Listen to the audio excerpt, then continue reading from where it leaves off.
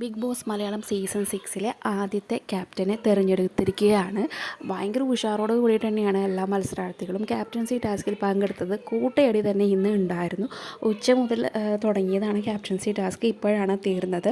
പലതരത്തിലുള്ള ഗെയിം പ്ലാനിങ്ങും ട്വിസ്റ്റുകളും ഈ ക്യാപ്റ്റൻസി ടാസ്കിൽ ഉണ്ടായിരുന്നു. എല്ലാവരും ഒന്നിനോടൊന്ന് മികച്ച രീതിയിൽ തന്നെയാണ് ക്യാപ്റ്റൻസി ടാസ്കിൽ പങ്കെടുത്തത്. ആദ്യത്തെ ഒരു റൗണ്ടിൽ ഏറ്റവും കൂടുതൽ ബോൾ ലഭിച്ചത് റോക്കിക്കായിരുന്നു. പക്ഷേ അതൊരു ടീം പ്ലേ കൊണ്ടാണ് റോക്കിക്ക് അത് കിട്ടിയത്.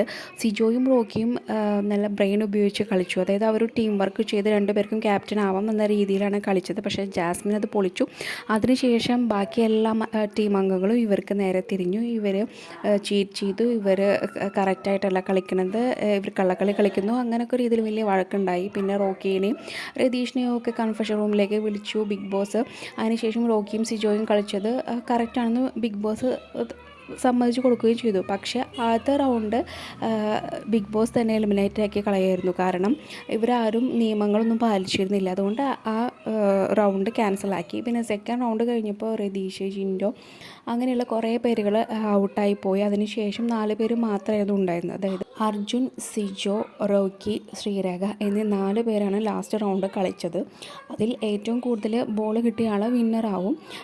ഇതിൽ സിജോയും റോക്കിയും ഒരുമിച്ച് ടീം പ്ലേ ആയിട്ടാണ് കളിച്ചത്. ഒരാൾ ബോൾ കളക്ട് ചെയ്ത് പുറത്തേക്ക് ഇട്ടുകൊടുക്കും, മറ്റേ ആൾ എടുത്തിട്ട് ബോക്സിലേക്ക് ഇടും. അങ്ങനെയായിരുന്നു പ്ലാൻ ചെയ്തത്. പക്ഷേ അവിടെ അർജുനും ശ്രീരേഖയും ഇൻഡിവിജ്വലായിട്ടായിരുന്നു ആദ്യം കളിച്ചത്. ശ്രീരേഖ പറഞ്ഞു ഞാൻ ഇൻഡിവിജ്വലായിട്ട് കളിക്കണത് എന്നാണ് ആദ്യം പറഞ്ഞത്.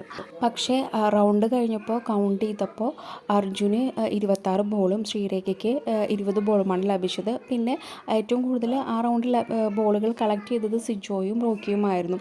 പക്ഷേ അവസാനത്തിൽ വീണ്ടും ഒരു ട്വിസ്റ്റ് ഉണ്ടായി. ശ്രീരേഖ തൻ്റെ എല്ലാ ബോളുകളും അർജുന് കൊടുക്കുകയാണ് ചെയ്തത്. അപ്പോൾ അർജുന് 46 ബോളുകളും അവർക്ക് 44 ബോളുകളാണ് ഉണ്ടായത്. അങ്ങനെ ഒട്ടും പ്രതീക്ഷിക്കാതെ അർജുൻ ആദ്യത്തെ ക്യാപ്റ്റനായിട്ട് അർജുനെ സെലക്ട് ചെയ്തു. അർജുൻ്റെ വിജയം ബാക്കി എല്ലാ ടീം മെമ്പേഴ്സിൻ്റെയും ഒരുമിച്ചുള്ള വിജയമായിട്ടാണ് അവർ കണക്കാക്കിയത്. സിജോയും റോക്കിയും ഒരുമിച്ച് ടീം പ്ലേ ചെയ്ത് ചീറ്റ് ചെയ്യാൻ ശ്രമിച്ചു. അതുകൊണ്ട് അവർക്ക് ജയിക്കാൻ പറ്റിയില്ല എന്നാണ് മറ്റ് ടീം മെമ്പേഴ്സ് പറഞ്ഞത്. കൂടുതൽ ലൈവ് അപ്ഡേറ്റ്സിനായി ഈ ചാനൽ സബ്സ്ക്രൈബ് ചെയ്യുക.